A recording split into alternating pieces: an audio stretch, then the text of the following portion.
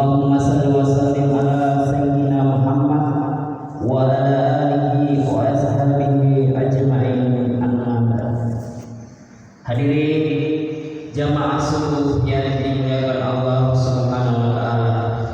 Insyaallah akan dengarkan fadilah zikir, yaitu keutamaan kalimat tasbih. Diriwayatkan bahwa ketika turun ayat di atas, sebagian sahabat bertanya, "Ya Rasulullah, kenikmatan apakah yang akan ditanyakan? Sedangkan makanan roti kasar yang kami dapatkan itu pun tidak cukup mengenyangkan." Maka turunlah wahyu Allah Subhanahu wa taala, "Tidakkah kamu memakai sandal dan meminum air dingin? Ini semua merupakan nikmat Allah Subhanahu wa taala." Hadis lain menyebutkan bahwa setelah ayat tersebut turun, sebagian sahabat bertanya kepada baginda Rasulullah sallallahu alaihi wasallam, "Ya Rasulullah, nikmat apa yang akan ditanyakan sedangkan kami hanya mendapat kurma dan air untuk makan dan minum? Padahal kami harus selalu siap ditindak karena ancaman musuh, sehingga karena keadaan itu kurma dan air itu pun tidak kami dapatkan dengan perasaan tenang." Baginda Nabi sallallahu alaihi wasallam bersabda, "Sebentar lagi kalian akan sangat mudah mendapatkan nikmat."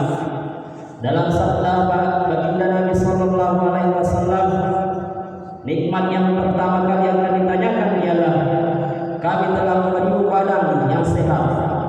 Digunakan untuk apa saja? Apakah untuk beribadah kepada Allah Subhanahu wa taala? Kami berikan kepada kalian air yang dingin. Pada hakikatnya air ini adalah nikmat yang besar.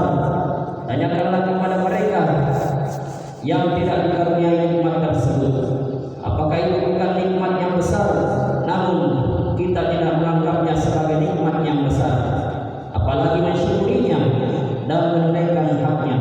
Sebuah hadis menyatakan nikmat yang juga akan ditanyakan ialah sepotong roti yang mengisi perut, air minum yang menghilangkan haus, dan pakaian menutup tubuh. Suatu ketika di siang hari yang terik, Sayyidina Abu Bakar radhiyallahu anhu keluar dari rumahnya dalam keadaan sangat lapar.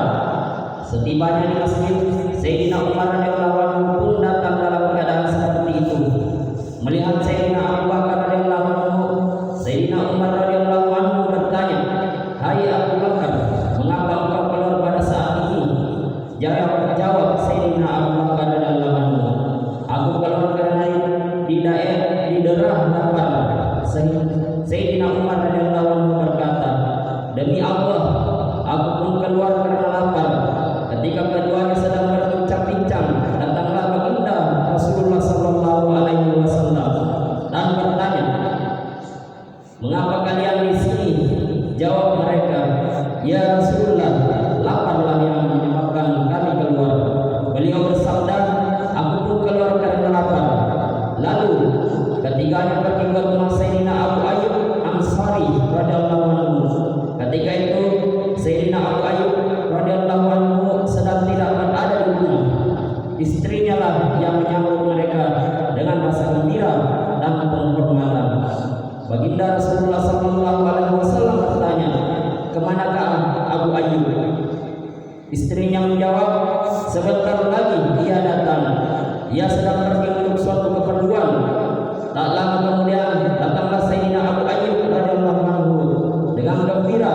Ia membawa satu tandan kurma untuk baginda Rasulullah sallallahu alaihi wasallam dan kedua sahabatnya. Baginda Rasulullah sallallahu alaihi wasallam bertanya, "Hai Abu Ayyub, mengapa kamu memetik setangkap kurma yang di dalamnya ada kurma yang masih mentah dan yang setengah masak? Mengapa kamu tidak memetik kurma yang sudah masak saja?"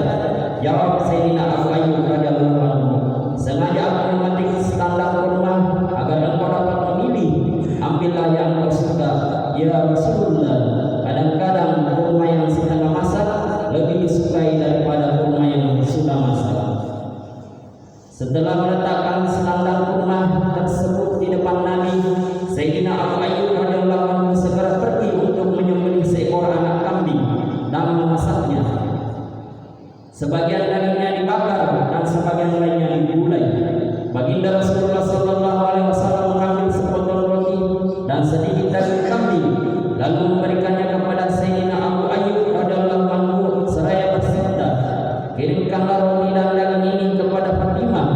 karena ia sudah beberapa hari tidak makan. Sayyidina Abu Ayyub radhiyallahu anhu segera menyampaikan dan segera kembali. Kemudian mereka makan sampai kenyang. Selanjutnya beliau bersabda, perhatikanlah, semua ini adalah nikmat Allah Subhanahu wa taala. Roti, daging, kurma yang masih mentah dan yang sudah masak, semuanya nikmat dari Allah Subhanahu wa taala. Sambil berkata demikian, beliau menangis meneteskan air mata. Demi Allah yang jiwaku dalam kekuasaannya, nikmat-nikmat ini akan ditanyakan oleh Allah Subhanahu wa taala pada hari kiamat. Para sahabat radhiyallahu anhum dan banyak berpikir atas nikmat yang dimudahkan, meskipun dalam keadaan terpaksa darurat, nikmat tersebut tetap akan ditanyakan dan dihisab. Beliau bersabda, mensyukuri nikmat Allah Subhanahu wa taala itu sangat penting. Jika kamu akan menikmati makananmu, bacalah bismillah. Jika selesai makan, bacalah alhamdulillahillazi wa ashba'ana wa a'li wa an'ama alaina wa afdal. Segala puji bagi Allah yang telah mengenyangkan kami dan memberi kami nikmat dan pemberian yang sangat banyak. Jika membaca doa ini, maka sudah mencukupi dalam mensyukurinya. Kejadian seperti di atas terjadi beberapa kali sebagaimana disebutkan dalam beberapa hadis. Suatu ketika baginda Rasulullah sallallahu alaihi wasallam pergi ke rumah Sayyidina Malik bin Tayyihan radhiyallahu anhu alias Abu Hibsan. Di sana berlaku juga kejadian seperti di atas.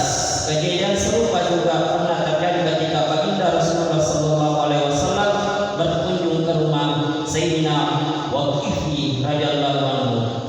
Alhamdulillah, saya sampaikan semua. Mudah-mudahan